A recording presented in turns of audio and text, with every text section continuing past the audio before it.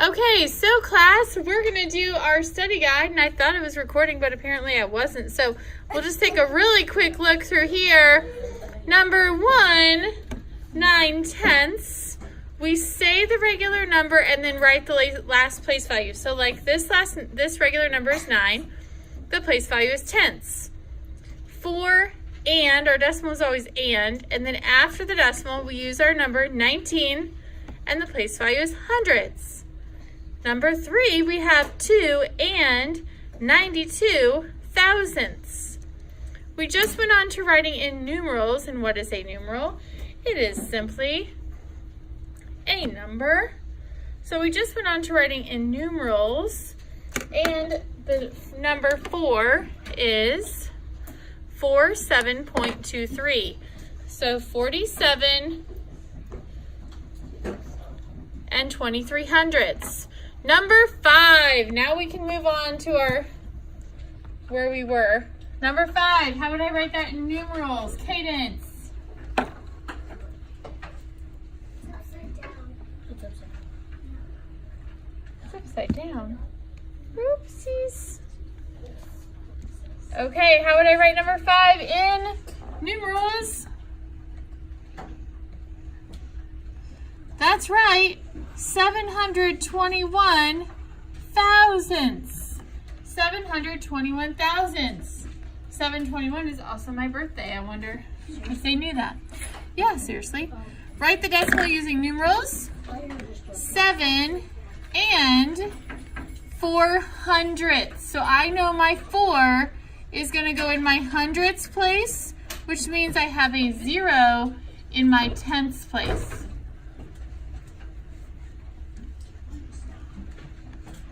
7. Now this is a little bit confusing, so pay very close attention.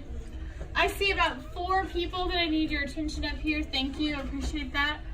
Okay, here's what you do. Do this with me, please. First, write this number on the side so you have more room to work with. So we have 2 and 841 thousandths.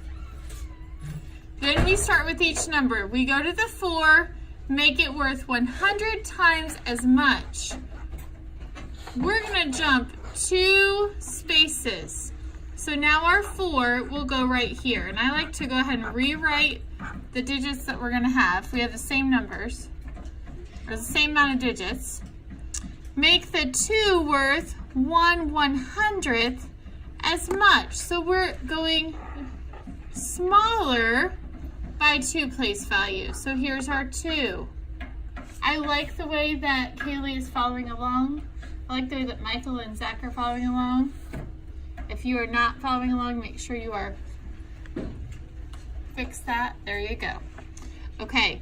And then, so we did the 4, we did the 2. Make the 8 worth 1/100th as much. Again, we're going smaller, dividing by 2 places. So it ends up here. And then make the 1 worth 100 times as much. So that works out. Our new number then is 4 and 128 thousandths. Excuse me, boys. Thank you. 4 and, that's what our decimal means, and 128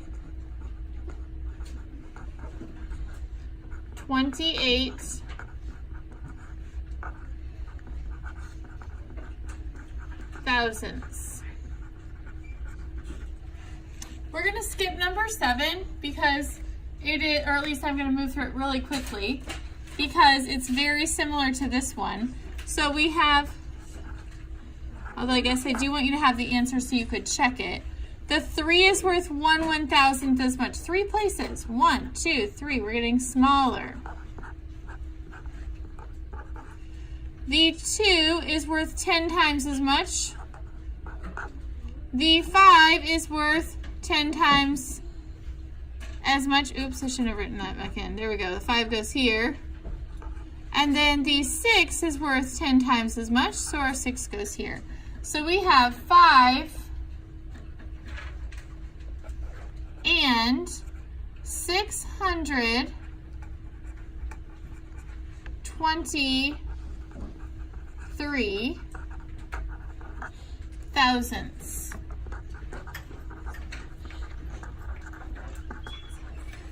Five and 623 thousandths. Okay, here we go. Write greater than, less than, or equal to. So we're comparing, and we know we just go digit by digit. They're both zeros. 3 and 2, we know 3 is greater, so automatically, there we go. Write greater than, less than, or equal to. If we compare 0 and 1, that 1 is bigger, so we can stop right there. Question? No, I was gonna say the answer. Okay, what do you think about this one? I think they're equal. This one says equal. Oh, you are so smart. Equal. 8 tenths, 2 hundredths. This 0 thousandths, we can assume that it's also right there. So there we go. And then number 11.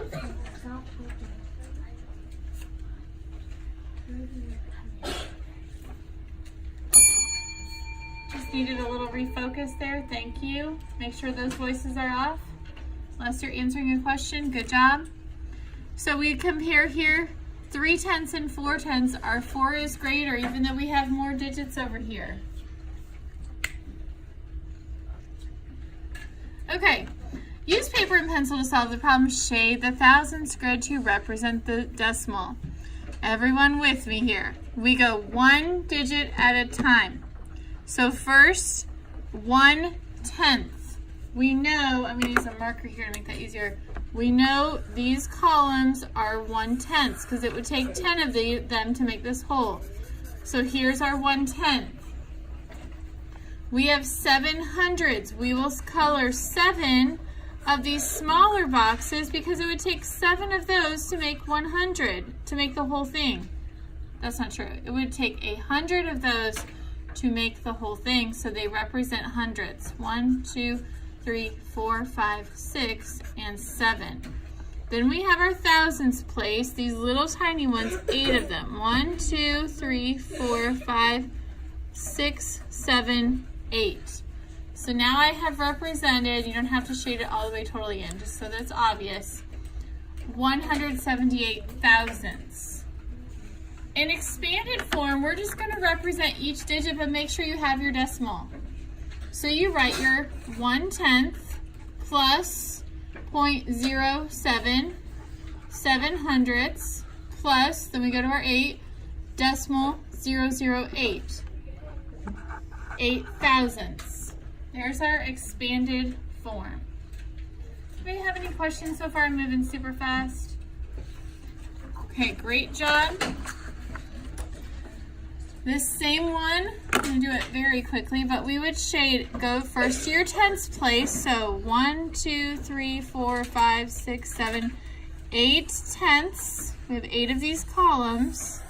Just so you see, we're shading, these are each the columns. Okay, 8 of them. So shade that in. 0 hundredths, so I'm not going to do any of those boxes, any of these squares that equal 100. And then 1 1,000th.